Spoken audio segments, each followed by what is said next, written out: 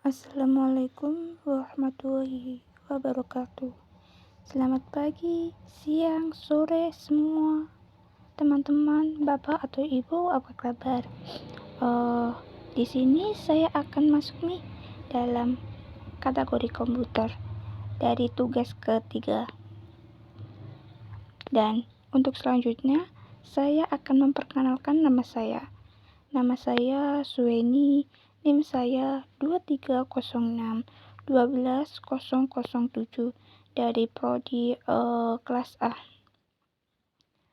Apakah semua tahu nih apa yang dimaksud dengan kategori komputer? Kalau belum tahu, saya kasih tahu nih. Kategori komputer adalah kategori yang terdapat dari beberapa kategori yang memiliki peran penting dari perangkat keras, lunak, hingga tren teknologi. Dan ada beberapa kategori yang memiliki perbedaan. Yang pertama, mikrokomputer. Yang kedua, mainframe komputer.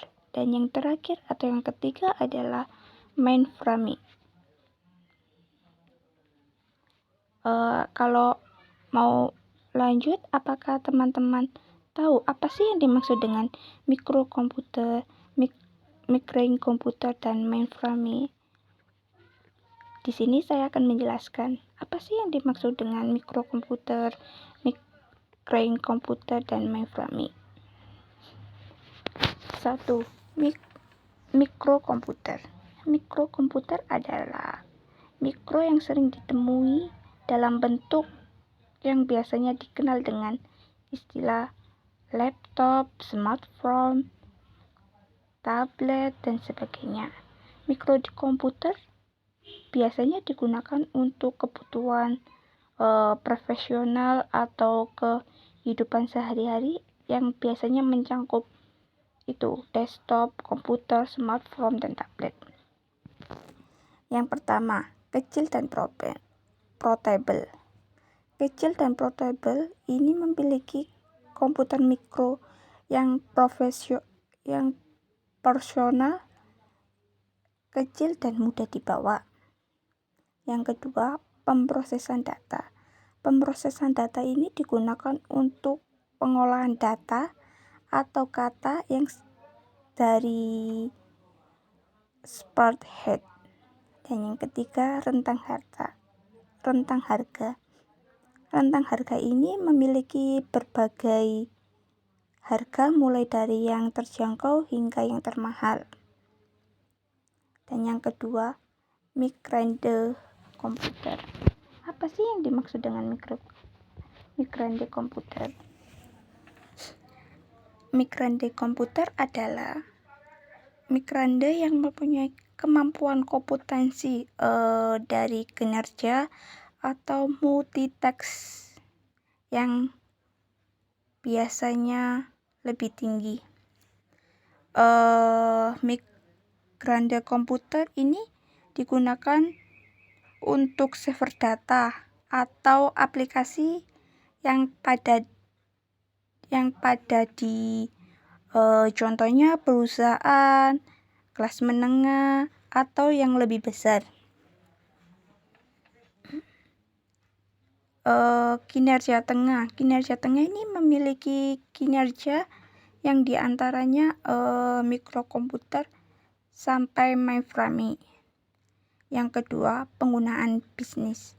Penggunaan bisnis ini biasanya digunakan di dalam lingkungan bisnis yang dapat pengolahan data yang lebih simpel. Yang ketiga, skalabilitas. Skalabilitas ini dapat digunakan dengan mudah, yang dapat di kapasitas dan kecepatannya. Mainframe adalah main komputer raksasa yang dengan spesifikasi luar biasa tinggi. Mainframe Komputer biasanya digunakan sebagai pusat data, pusat aplikasi, distribusi besar, contohnya seperti pemerintah, militer, dan bank. Kinerja super itu biasanya dirancang untuk menghadapi beban kerja yang memiliki insentif dalam volume besar. Yang kedua, reliabilitas tinggi. Reliabilitas tinggi ini mempunyai tingkat reliabilitas yang tinggi dalam waktu operasional yang cukup lama dan tanpa gangguan orang-orang. Yang ketiga, penggunaan pada skala yang besar. Penggunaan pada skala yang besar ini digunakan dalam organisasi untuk pemrosesan data yang lebih krisis itu lebih sulit yang diperlukan dalam jumlah besar.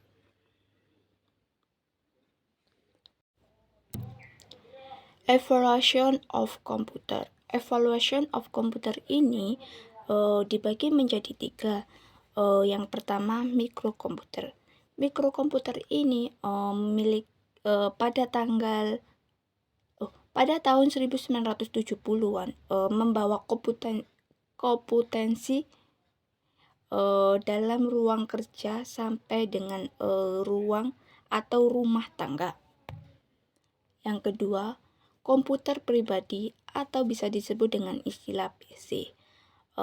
Pada 1980, komputer ini menjadi semakin populer dengan adanya sistem operasi yang mudah atau lebih simpel digunakannya. Yang ketiga, internet dan era digital. Internet dan era digital ini dalam dekade terakhir, perkembangan internet dan teknologi digital ini menjadi mudah cara kita untuk menggunakan menggunakan komputernya. Sekian dari saya presentasinya atau perkembangan teknologi atau perkembangan komputer. Perkembangan komputer ini dibagi menjadi beberapa. Yang pertama, komputer modern. Komputer modern ini memiliki kinerja yang jauh lebih kuat dan dapat mengakomodasikan dari berbagai kebutuhan, aktivitas dari penggunaan. Yang kedua, keamanan dan privasi. Keamanan dan privasi ini menjadi data dan dapat semakin penting dalam penggunaan atau aktivitasnya dalam penggunaan komputer ini. Yang ketiga, komputasi awan.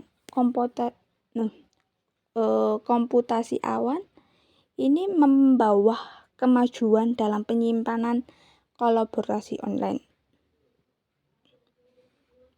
Sumber daya komputer.